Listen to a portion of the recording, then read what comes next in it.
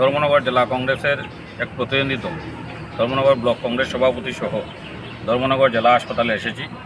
তার কারণ হলো আমরা দেখতে পেয়েছি যে হাসপাতালে যে সাফাই কর্মীরা রয়েছে তাদের অভিযোগ তারা 4 মাস থেকে নিজেদের কাজের কোনো বেতন পাচ্ছে না।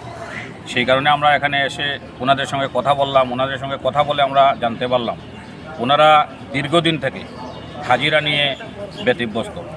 যারা যে কোম্পানি ওনাদেরকে কাজে লাগিয়েছে ওনারা সেই কোম্পানি ওনাদের কাছ থেকে টাকা আত্মসাৎ করছে।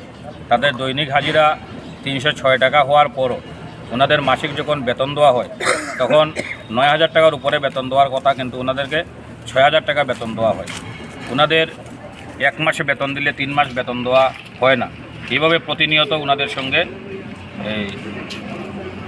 ওনাদের বঞ্চিত করা হচ্ছে। তারই ব্যাপার খোঁজখবর নেওয়ার জন্য আমরা এখানে এসেছিলাম।